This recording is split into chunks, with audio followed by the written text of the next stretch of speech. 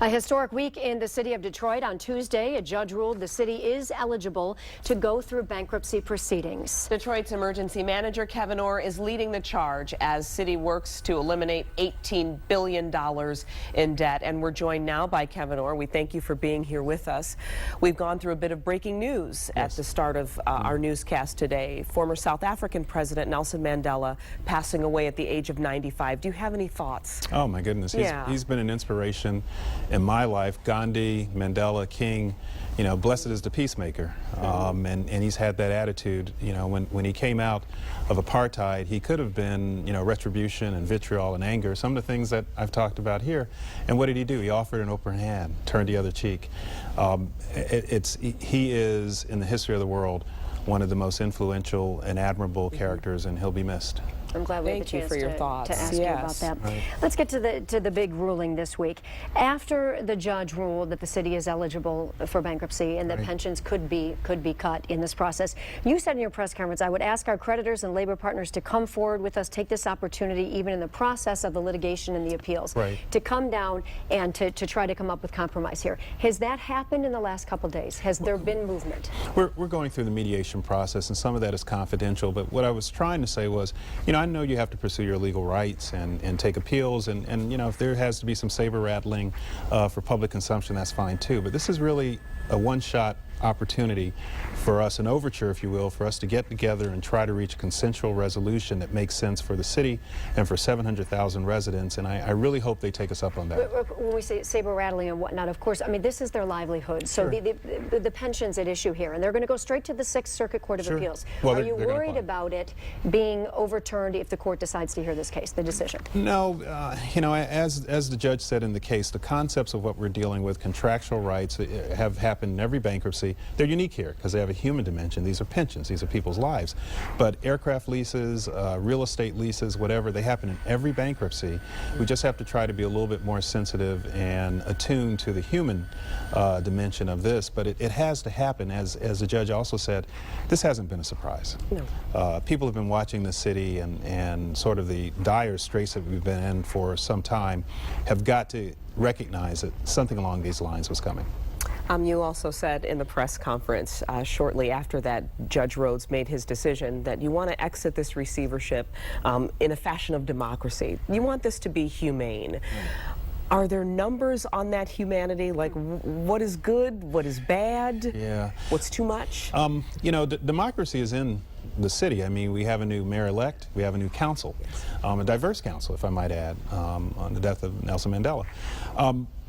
What I was trying to say is we're trying to do this in a consensual way so that there's buy-in and people have an opportunity to be represented. We asked for the retiree committee, and the city is paying for that. We asked for them to sit down at the table and to do that. We recognize this is hard, but there's no alternative. Specifically with regard to pensions, we don't have the money. It doesn't matter whether it's $700 million or $3.5 billion. We don't have it. So we've got to do something. The judge says the pensions can be cut, but the judge also said that he won't approve changes to the pensions unless the plan is fair and equitable. Does that mean that there will be more credence or more consideration given to the pensioners than other creditors, say bondholders? Can you do that? No, the fair and equitable is a term of art in bankruptcy, and it means that all creditors within their class have to be treated fairly and equally, almost pari passu, and that's what we proposed on June 14th. And I think what that means is, you know, we have to take into concepts and into consideration the impact that this is going to have. But when we're dealing with such we don't have any cash. The proposal we have is future revenue, future cash that we're going to use and try to pay off these claims. And while we have to be fair, we still have to stay within the confines of federal law. And that means that all creditors within their class, secured creditors, unsecured, administrative class of creditors, have to be paid equally. So can we talk a little bit about the DIA? Sure. Sure. And the news of late about the possible affiliation with a nonprofit, how it could be saved, what it was appraised for. Where do we stand on our art?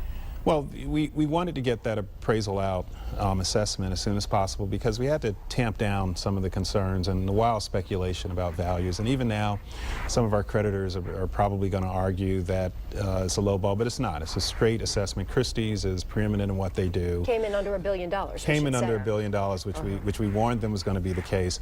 And now we have to look at ways to try to provide some value to the city. The reality is those discussions are, here again, part of the mediation. I understand there are actual discussions ongoing, have been widely reported in the press. Some of the principals at the DIA Corp, our management company, we hope those discussions are fruitful, but we're going to put out a plan by the end of this year, first thing of January. Is that plan going to include selling the art, Kevin? Can you say that? Or is it leaning that way? You know, I said when I was here some months ago, everything's on the table. I can't take anything off. It still is. But we have made no decision regarding deaccession or selling any art. And we know that this is partially your home, especially as it relates to the University of Michigan. Right. And the job that you're doing is tough, and some of the backlash that you've received is tough. How do you handle that on a personal level when it has become Kevyn Orr versus pensioners and Kevyn Orr versus Detroit? How do you handle that? Because you're here doing a job. Yeah, I'm a little bit, well, now I'm used to it, but I was a little bit surprised that it has such a personal aspect to it. I thought it was a job. It was a job everybody knows needed to be accomplished. Whether it's me or John Smith or somebody else would come in, the facts are the facts, and I'm doing a job. And you know, I'm a professional. So part of being a professional is to make sure that you stay true north. You do your job. You don't take anything personally. It's highly volatile. You have to understand that for a retiree, as some of the ones that have been spoken about in the press, you know, 60, 70, 80 years old, this is very scary stuff. Of course. And so what I'd like to say first off is nothing is going to happen immediately. We don't have any proposals that are going to take effect this year are going to take effect the first of next year. The process is that we'll present a plan. That plan will be discussed, and there'll be a disclosure statement about what it means. There'll probably be some additional negotiations in the new year. That plan will go to a confirmation hearing, and it might eventually be approved. That's several months away. Right. And you mentioned September 14th, I think you said it was, as an end 25th, date? whenever it is, yeah. 25th? Yeah. You can get done with this by then, you think? I think we can. I don't want to be overly optimistic and not recognize, you know, I said this is a journey, and we had our, you know, our sort of map, and our car was filled with gas and our bags were packed, but we weren't out of the driveway yet. Well, now we're down the road. There may be some potholes and pitfalls and detours and whatnot, but we have to get the journey done, and certainly the length that we have to go can be done within the time. All right. Well, we invite you back whenever you can to talk about this. Thank you very much. Kevin, thank you for your time. Thank you for having me. We do appreciate it. Let's get